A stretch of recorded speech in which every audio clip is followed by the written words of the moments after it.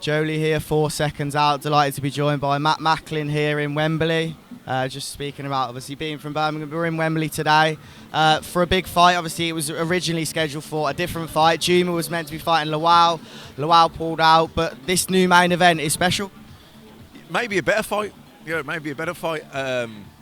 They know each other. Listen, I think Riakporhe's the A side, the guy people think's going to win, but I think don't sleep on Jumah. He's crafty, he's tricky, and he really believes he's going to win this fight. You know, I suppose because of his age as well. You know, he's not a spring chicken.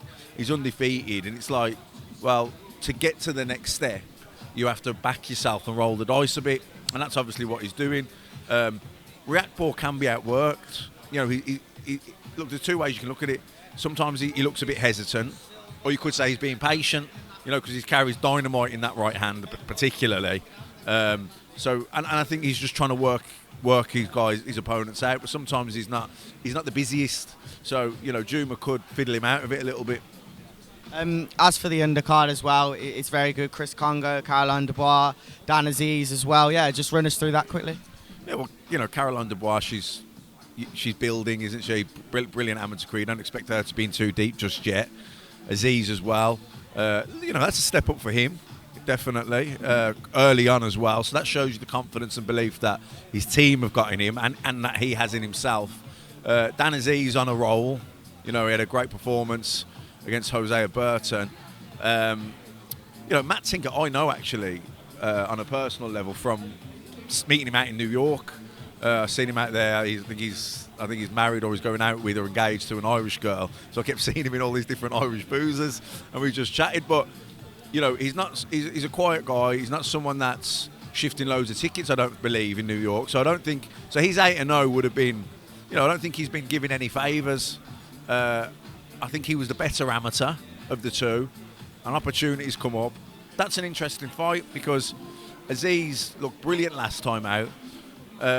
Now, did he step up and deliver a performance that he always had?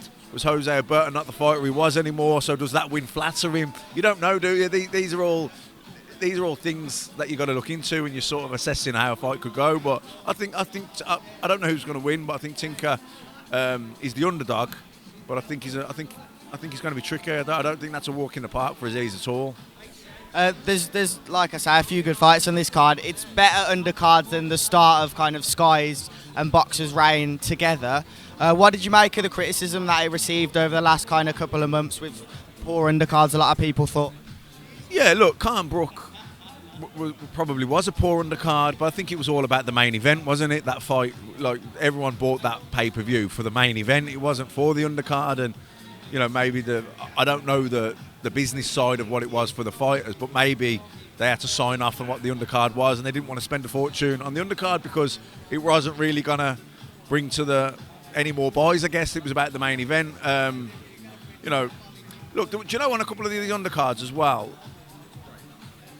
I think they got it wrong a little bit, whether it was BOXXER on their running order, because on a couple of those shows there was a couple of crackers on the streaming that wasn't on the live telecast, but actually, you know, so they got it wrong a little bit. You know, the heavyweight fight, I think in Cardiff, where there was a brilliant English title fight on the undercard, so that wasn't on the television, but actually on the card, it was a great fight, a brilliant fight. So they got it wrong. So I think they need to look at that in future and think, you know, what we've got to predict here, which fights are going to be the better fights. You know, look, a heavyweight slugfest is entertaining, but if you're on television boxing, championship level boxing, you can't, I don't believe, leave an English title fight with two undefeated prospects, or you know, maybe one of them's lost, but a really competitive fight at English title level. I don't believe you leave that off the television to put on two heavyweights that really are raw novices slugging it out. I think you should have got that the other way around. But going forward, obviously, Ben made a point about the stable being so new. It's obviously been difficult to get the best undercards, but going forward, I know you don't work for BOXXER, but you could kind of expect them to be getting better as people progress, that so will the undercards. Yeah, no one starts out in a new professional business knowing everything, do you? They're learning as they're going. You know, they're new kids on the block, and they're getting their teams together. They're probably bringing people in. They have got people in advising them, obviously, but you know, they'll learn, they'll get better and better, and as they grow, their reputation will get better, and people, they'll probably get more traction signing fighters, and you know, because people are probably looking to see how things go a little bit as well. Initially, you know, when Eddie moved over to the zone, you know, Eddie's proven and tested, isn't he? Everyone knows what you're going to get with Eddie, and he knows he can deliver. Nobody knew what was going to happen with BOXXER, so I think as they do more shows, as they put on better shows, you're always fine-tuning, aren't you? Thinking, well, we got that wrong there, or we need to do a bit more of this, and you know, I think they'll get better and better as they go. Definitely. Just a couple more then, very quickly on. It might seem a bit random, but I'm not sure whether we spoke about AJ when we spoke in Nottingham. So I just want to talk about Cambo, Sauce, and Hany, whether they fight. How do you see that fight going? Yeah, I mean, I think you can't write off Cambosis because he beat Teofimo, who was a big favourite.